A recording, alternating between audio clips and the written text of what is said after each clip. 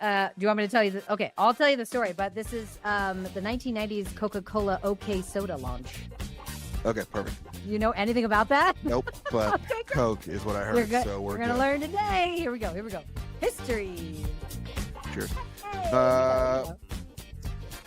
Welcome back to Brain Driven Brands. One of my favorite topics today, we're going to talk about Coke. I think how to become a Cokehead, what the biggest Cokeheads wanted in the 90s. I don't think this. No, No, that's not what the episode's about?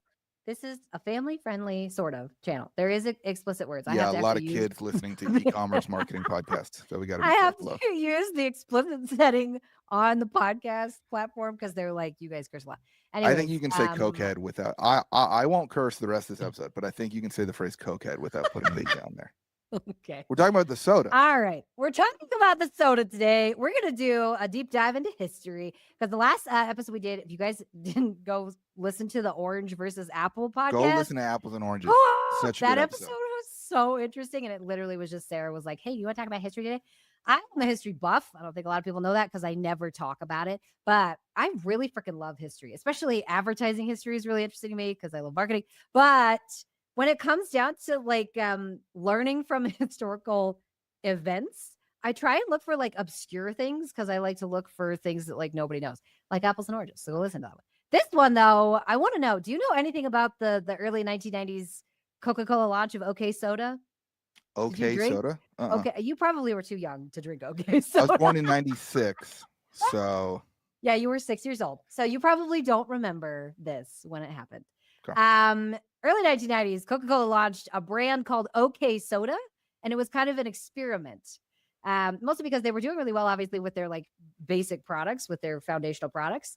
But they wanted to see specifically if they could aim their soda at one specific demographic that was highly cynical, very pessimistic, and like really just didn't drink a lot of soda. Okay. You know which demographic it was? I'll tell you, but like I don't know, just miserable, depressed. Was it like grunge and punk kids? Gen Xer. Yeah. No offense. If you're a Gen Xer out there, I consider myself a Gen Xer, but I can't say it in particular because I was born in 88. So I missed the cutoff. But so old. I wouldn't announce that, by the way. Okay, so the whole marketing premise of this was really interesting. They wanted to sell an emotion, which I think was brilliant because I always tell people, especially on like newsletter, Twitter, everywhere, you got to pick an emotion that you're selling and then double, triple down on it everywhere in your marketing. Whatever that core word is, make sure you lean into it because that's how you become like stickers. You have longevity, you pick a word, you go, right? So their whole marketing premise was to lean into kind of the skepticism that was coming out of Gen Xers. So they used marketing and advertising in particular that was like ironic. They used lots of like cryptic manifestos, anti-ads kind of a thing. They wanted to make people feel kind of like seen in their disbelief in marketing. This is really interesting because I've seen a lot of brands go after this year where they're like, we are the agency, or we're or we're the brand that doesn't do marketing. I'm just like, yeah. Do you know how many girls told me in college, I'm not like other girls? Okay, sure, Christine. Like, she wasn't though. She was. It's actually her name. He wanted you to know that she was different. Okay, this episode's gonna make me die. Okay, so Kelly too. All right, I'm done. They started running all these advertising campaigns. They released OK Soda in test markets in 1994 in cities like Boston, Seattle, and then nationwide. They were kind of aiming for that as they went forward. And some of their marketing, I need to pull up because, okay, I'll just show you. I'm looking at the cans right now. They're insane. Have you seen it? Yeah. Yeah. Look at OK Soda because the way that it looks is like, what the fuck? Like you look at this and it's like, this can't be a brand. This looks not okay. This looks like somebody's scary nightmare dream that somebody slapped onto a can. For those who can't, like the cans look like they had like police sketches of serial killing suspects in there. That's what the cans look like. So I'm like, what is going on? So anyways, they launched all these advertising campaigns that was basically trying to get people to like lean into the fact that like advertising is out to get you, that you're a part of the propaganda, that you're just like a sheep, basically a sheep consumer. And it was so fascinating because people actually grabbed onto it. The Gen Xers loved it. Like advertising, all their engagement, I would say, of the advertising through the roof. Freaking loved it. Now, it was really interesting because OK Soda was meant to basically capitalize on the fact that people were feeling like corporate America was taking advantage of them, right? So this brand noticed the emotion that their consumers were feeling and tried to lean into it. My basic end of the story is be careful which emotion you choose and be careful which emotion you lean into.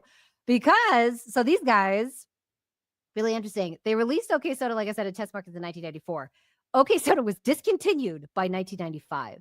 Yeah. It never made the full national rollout because it failed to meet Coca-Cola's internal 4% sales target. 4%. I mean, sales 4% target. of all Coke sales seems very aggressive. It's very, very big. They wanted a lot of people to get in on this, but it had a weak presence in small and medium markets. So even though their ads were well received and things looked like it would go well, conversions never hit. They essentially tried to sell apathy as an emotion, cynicism as the emotional flavor in the market. And it just customers heard we're okay. And they just never purchased. It's so funny to try to market to the one emotion that is the most indifferent and least intense that people bonkers. I'm just like, oh my God. Okay. This would have been better if it was, I'm not going to curse. This would have been better if it was FU soda. Yes, it's Liquid Death. Okay, so we can do the juxtaposition. Yeah. Liquid Death is trying to do and did the same exact thing that OK Soda just to a more intense emotion. Exactly. Let's pause for just a minute. Some brands have already unlocked a new profitable prospecting channel. They've closed the chapter in their business of meta retargeting and struggling to find net new audiences, and they've already cracked the code on what prospecting needs to look like in 2026 and beyond. Those brands have joined the other side. Other Side is an agency that figured out how to turn programmatic advertising into a performance marketing channel. They're able to advertise outside the Meta ecosystem with clear and accurate attribution, with the ability to prospect and retarget across platforms and ultimately unlock huge new audiences that aren't chronically on Meta and Instagram. For Brain Driven Brands listeners, they're running an insane offer right now. They'll run your ads for free for 2 months to prove to you it works. Then you can either part ways with them or continue at their normal, affordable rates. But they're making this risk-free and a no-brainer for you to try. So go to jointheotherside.com and let them know we sent you. And now back to the show. Now the difference is, OK Soda literally tried to go after you're too smart for ads, right? They were trying to rise a revolution for people to go against mainstream marketing and get attached to the brand in that particular sense. And it totally freaking backfired. Liquid Death, though, actually raised a revolution.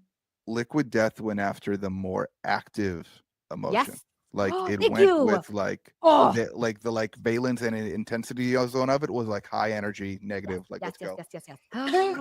Yes. They went after an active emotion, not a passive emotion. Please, if you take anything from this podcast, please take this. Go after an active emotion, not a passive one. Yeah. Good call out. So I think that's big. Gosh. The other thing is, I think this kind of goes into for the brands out there that are saying you never do discounts or advertising and then you do. You can't market this way from Coca-Cola. Arguably the best and biggest propaganda machine other than 1940s Germany. Well, in that century. 100%. Do you know what Coca-Cola markets? Which emotion they market? Nostalgia. So funny. Nostalgia and happiness. Yeah. They literally marketed happiness, and then they tried to create a product where they were marketing apathy. I'm sorry, rebellion only works if you give people kind of a positive alternative, right? You can't just say everything sucks and not give them an out. Okay, people, when you're selling emotion, you got to give people an out, an actual physical entity for them to purchase that will resolve the negative emotion that you have just made them feel. Yeah. You cannot just stop your advertising at life sucks, get used to it.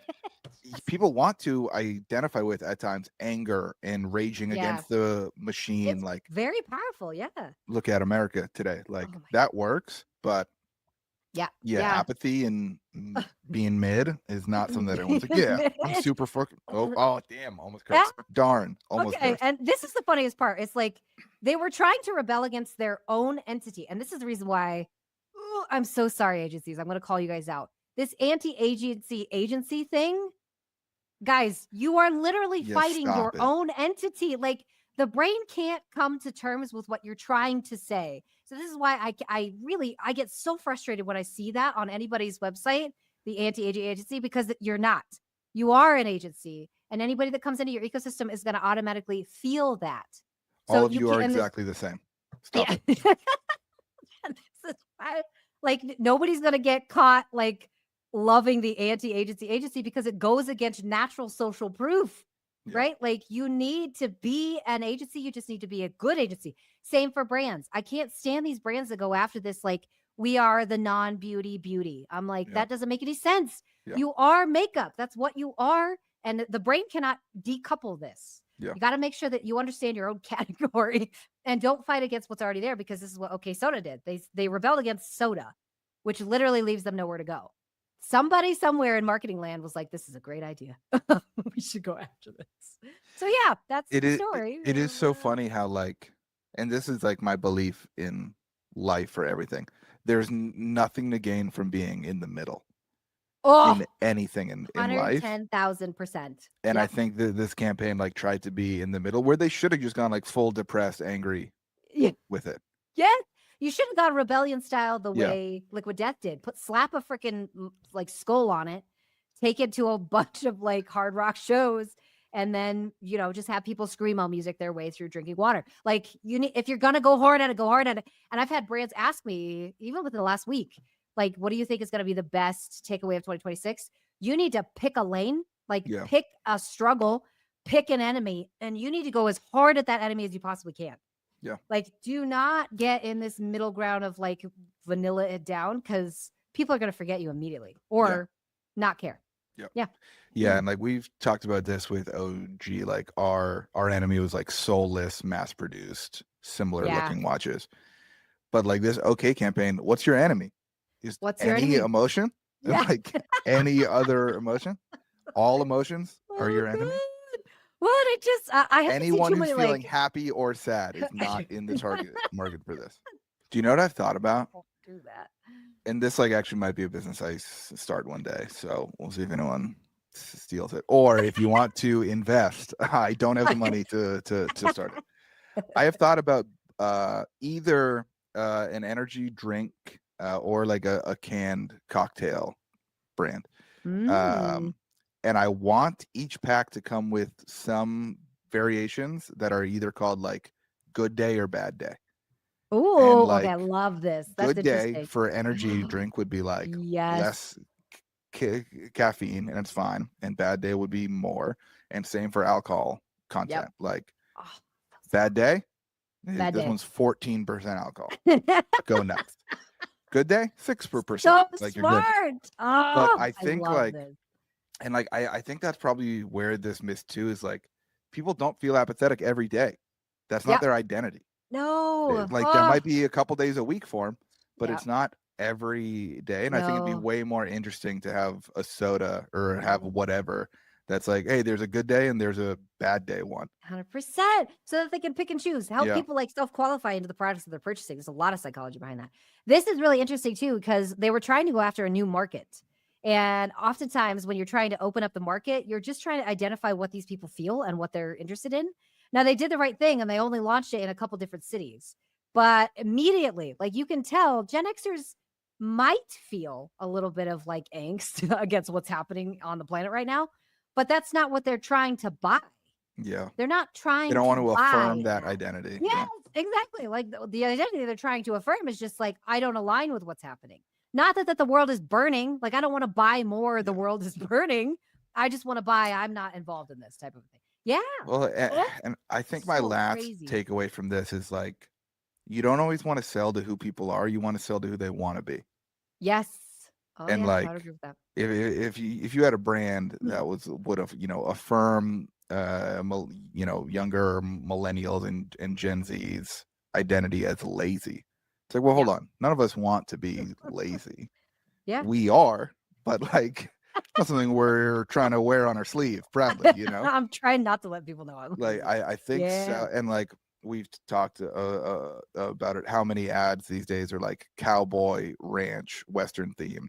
Yes. A Because people lot. want to be that guy who Yeah. work in the office, like you have a 100%. 9 to 5 selling software, and they're You like, don't I want have that all cowboy right. shit. Yes. Well, and you got to understand, ideal self is usually the one that marketers go after. It's like you want to be this person, but ideal self sometimes comes across as a little like preachy, right? Hmm. Because it's like be Yep. the that like best version of you. Like here's what everything's gonna be great. Sometimes people, the self that they want is just actual self. No, you're Hmm. fine the way you are, is the messaging that you should use, right? Everything's good. You're fine exactly the way you are. If once you're ready, or if you want to change something, here's something for you. Right? Possibly too, people want to like be a little bit more dutiful, and that would go more towards this ought self, which is more like yeah, like guilt kind of a Yeah. ridden person. So it again, I just to layer on top of what Nate said, go after the person they want to be, but you got to figure out which version do they want to be, ideal Hmm. self, actual self, or ought self. You can't just always go ideal Yeah. because yeah, sometimes Yeah. it backfires. It's a good, Okay, man, what a good one. Let's do that was more weird. historical pods. You want me to go find more I love history? this. Okay, really? Yeah. I think this stuff is so interesting, and nobody talks about like the historical, like Someone tweeted total us if you disaster. like this episode. Yes, or tweet me a good story because I just find these by like searching on the web. If But one this one is person tweets at us that fascinating. we like this episode, we'll do 30 of them. Okay. Oh my god! We'll do so many Back to so back quick. to back to back. It's all going to be historical stuff.